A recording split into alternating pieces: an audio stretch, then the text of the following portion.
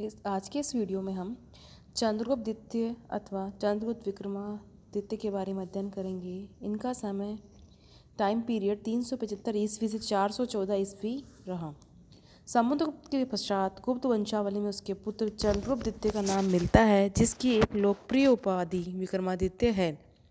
लेकिन यह संभावना व्यक्त की गई कि इन दोनों सम्राटों के मध्य बहुत अल्पकाल के लिए रामगुप्त, जो संभवतः चंद्रगुप्त का ज्येष्ठ भ्राता था, का शासन रहा हो। कुछ साहित्यिक उल्लेखों तथा पूर्वी मालवा क्षेत्र से प्राप्त मगुप्त या रामगुप्त के नाम से अंकित तथा गरुड़ चिन्हांकित सिक्कों के आधार पर रामगुप्त की ऐतिहासिकता प्राय विद्वानों द्वारा स्वीकार की जाती है।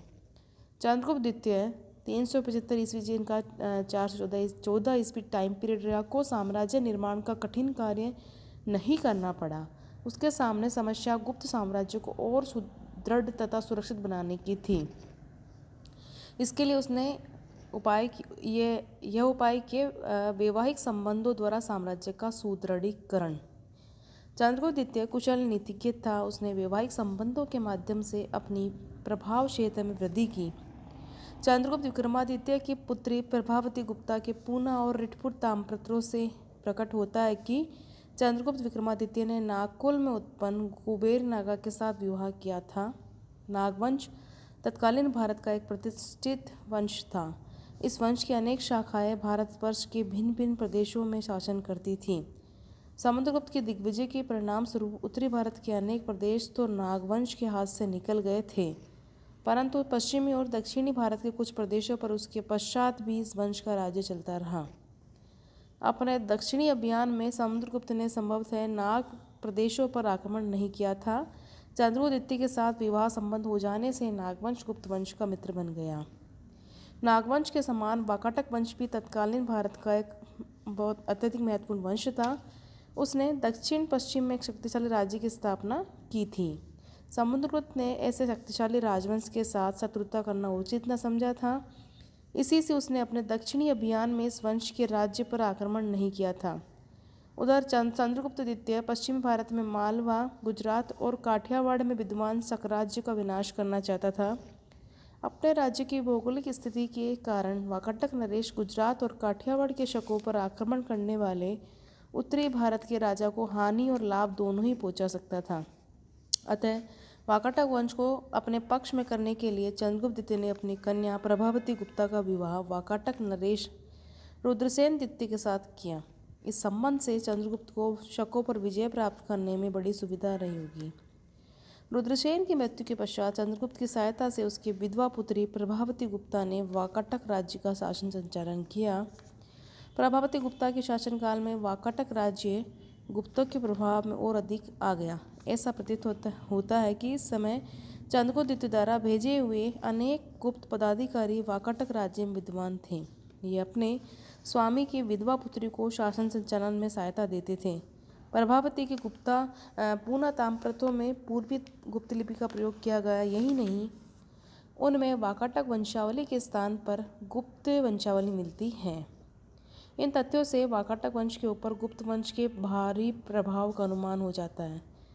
इस प्रकार हम देखते हैं कि चंद्रगुप्त द्वितीय ने वाकाटक वंश के साथ जो विवाह संबंध स्थापित किया वह राजनीतिक दृष्टि से बहुत महत्वपूर्ण सिद्ध हुआ। शांतिवर्मा के तालगुण स्तंभ लेख में कहा गया कि कदम वंश के शासक काकुस्थ वर्मा की राजकन्या गुप्तकुल में ब्याई गई थी। काकुस्थ वर्मा चंद्रगुप्त विक्रमादित्य का सामयिक था। हो सकता है कि उसने अपनी एक राजकन्या का विवाह चंद्रगुप्त के पुत्र कुमारगुप्त के साथ किया हो। कदम वंश ब्राह्मण राजवंश था, जिन्हें प्राचीन साहित्यिक साक्ष्यों में कुंतल प्रदेश का शासक कहा गया है। बम्बई प्रांत का दक्षिणी भाग और कर्नाटक राज्य का उत्तरी भाग कुंतल राज्य के अंतर्गत आता था।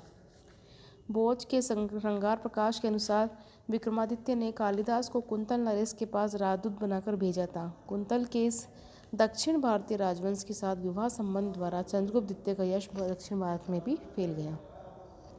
शक विजय राजनीतिक दृष्टि से चंद्रगुप्त द्वितीय के शासनकाल की एक महत्वपूर्ण घटना एवं उपलब्धि उसकी शक विजय थी। पश्चिम भारत में उस समय भी शकों का जमाव था। उनका अधिकार गुजरात, काठियावाड़ तथा पश्चिमी मालवा प्रदेश पर था। यद्यपि यद्यपि समुद्रगुप्त के भय से आक्रांत होकर उन्होंने उनसे मैत्री संबंध कर ली थी, लेकिन अवसर पाते ही वे भारत पर प्रहार करने को तैयार बैठे थे। विशाख दत्त के देवी चंद्रगुप्तम नामक नाटक में रामगुप्त के समय में हुए शक आक्रमण का उल्लेख मिलता है। चंद्रगुप्त द्वितीय विक्रमादित्य ने शकों से लोहा लेने की ठान ली। मालवा में दोनों के राज्य सटे हुए थे। पश्चिमी भारत मालवा में शक थे, पूर्वी भारत मालवा गुप्तों के अधीन था। शकों के उन्मूलन के लिए चंद्रगुप्त ने पूर्वी मालवा को ही अपना आधार बनाया। चंद्रगुप्त के संधि विग्रह शाप वीरसेन का एक अभिलेख भिलसा के समीप उदयगिरि में मिलता है, जिसमें यह वह लिखता है कि शाप वीरसेन सारी पृथ्वी की जय कामना करते हुए समय अपने राजा के साथ यहाँ आया। इसमें संदेह नहीं है कि चंद्रगुप्त द्वितीय का यहाँ आना उसके शक अभियान में प्रसंग में हुआ था। चंद्रगुप्त ने शकों को परास्त कर उन पर विजय प्राप्त कर ली। उसने अंतिम शक तरफ शासक रुद्र सिंह तृतीय का वध कर दिया और उसके साथ ही भारत में शक शक्ति का अंत हो गया। रुद्र सिंह तृतीय की सिक्कों से ज्ञात अंतिम तिथि 388 ईस्वी या 397 ईस्वी इसके बाद किसी शक सत्र की जानकारी नहीं मिलती। चंद्रगुप्त ने शकों पर विजय के बाद पश्चिमी मालवा के क्षेत्र में शक क्षत्रों की मुद्राओं के अनुकरण में अपने रजत मुद्राएं प्रचलित की। इन सिक्कों पर सबसे पहले तिथि गुप्त संवत मिलती है। शक नरेश रुद्र सिंह तृतीय की अंतिम ज्ञात तिथि और शक विजय के बाद शक मुद्राओं पर नकल पर मालवा में प्रचारित किए गए चंद्रगुप्त द्वितीय के सिक्कों के पूर्वतम ज्ञात तिथि। इन दोनों तिथियों के मध्य चंद्रगुप्त का शकों के साथ युद्ध हुआ होगा। विद्वानों का अनुमान है कि यह तिथि 400 ईस्वी के आसपास होनी चाहिए। चंद्रगुप्त द्वितीय के शक विजय के बड़े महत्वपूर्ण परिणाम निकले। पश्चिमी मालवा, गुजरात, सौराष्ट्र और काठियावाड़ प्रदेश गुप्त साम्राज्य के अंतर्गत आ गए और पश्चिम में गुप्त साम्राज्य की सीमा अरब सागर तक पहुंच गई। बरकच्छ नामक प्रसिद्ध बंदरगाह अब गुप्त साम्राज्य के अंतर्गत आ गया। मालवा, गुजरात और सौराष्ट्र के उर्वर तथा समृद्ध प्रदेशों की प्राप्ति तथा पश्चिमी तटवर्ती पत्तनों के संपर्क से गुप्त काल में व्यापार की बड़ी अभिवृद्धि हुई। उस काल में उज्जैन व्यापार का एक बहुत बड़ा केंद्र था और बहुत सारे व्यापारिक मार्ग वहाँ केंद्रीभूत थे। मेहरुल के लोह स्तंभ का चंद्र। दिल्ली के मेहरुल नामक स्थान पर कुतुब मीनार के समीप एक लोह स्तंभ पर एक अभिलेख खुदा है, जिसमें चंद्र नाम के एक राजा की उपलब्धियों का वर्णन है। इस अभिलेख में कोई तिथि नहीं है, न ही स्पष्ट किया गया कि चंद्र नामक राजा कौन है। इस अभिलेख में हमें सूचनाएं मिलती है कि चंद्र नामक राजा था। उसने अपने भुजबल से अधिराज्य की स्थापना की। उसका शासन दीर्घकालीन था। वंग युद्ध में उसने सम्मिलित रूप से आए शत्रुओं को भगा दिया। युद्ध में सिंधु नदी के 7 मुखों पर पार कर उसने ब्रह्मी को पराजित किया। राजा वैष्णव धर्मावलंबी था।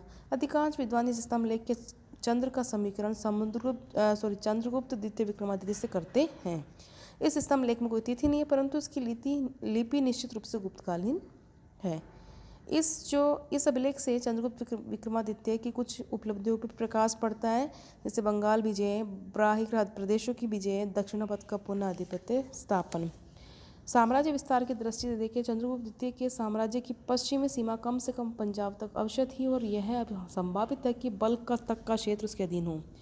पूर्व में उसके साम्राज्य बंगाल तक विस्तृत था। दक्षिण पश्चिम में सिंधु डेल्टा, गुजरात और काठियावाड़ पर उसका अधिकार था। दक्षिण के वाकाटक और कदम वंश उसके प्रभाव क्षेत्र में थे। दक्षिणापथ के अन्य राजा भी उसके प्रभाव को स्वीकार करते थे। मेहरुल स्तंभलेख के अनुसार उसके सौर्य समीर से आज भी दक्षिणी समुद्र सुगंधित है। इस प्रकार भारत के बहुत बड़े भूखंड पर चंद्रगुप्त विक्रमादित्य का अधिकार था और चंद्रगुप्त मौर्य के बाद इतने बड़े प्रदेश पर किसी अन्य भारतीय शासक ने शासन नहीं किया। चंद्रगुप्त के व्यक्तित्व के बारे में देखें तो प्राय संपूर्ण भारत पर अपना अधिकार आधिपत्य स्थापित करने के बाद गुप्त शासन प्रबंध को संगठित करने का श्रेय भी चंद्रगुप्त को ही है। उसके आदर्श शासन की प्रशंसा चीनी यात्री पहायान ने भी की, जो उसके काल में भारत आया था। चंद्रगुप्त द्वितीय वैष्णव धर्मावलंबी था। उसकी मुद्राओं और गुप्त अभिलेखों में उसे परम भागवत कहा गया है। मेहरुल स्तंभलेख में उसे स्पष्ट वैष्णव कहा गया। उसने विष्णुपद नामक पर्वत पर विष्णु ध्वज स्थापित किया था। चंद्रगुप्त धार्मिक दृष्टि से सहिष्णु था तथा अन्य धर्मों का आदर करता था। महान विजेता तथा कुशल प्रशासक होने के साथ साथ चंद्रगुप्त द्वितीय सांस्कृतिक उत्कर्ष का अग्रदूत भी था। विद्यानुरागी था और विद्वानों को आश्रय तथा प्रोत्साहन देता था। संस्कृत के महान कवि कालिदास चंद्रगुप्त के नवरत्नों में शिरोमणि थे। चंद्रगुप्त के शासनकाल में कला, स्थापत्य एवं मूर्ति रचना का उल्लेखनीय विकास हुआ और भारत का सांस्कृतिक विकास अपनी पराकाष्ठा पर पहुंच गया। इस प्रकार जो है गुप्तकालीन जो शासक रहे उनमें चंद्रगुप्त विक्रमादित्य का महत्वपूर्ण स्थान है। इसके बाद में जो शासक बने उनमें उन शासकों के द्वारा इतना गुप्त साम्राज्य की सुदृढ़ता के लिए इतने अधिक प्रयास नहीं किए गए। इसी वजह से गुप्त काल का जो पतन होता गया।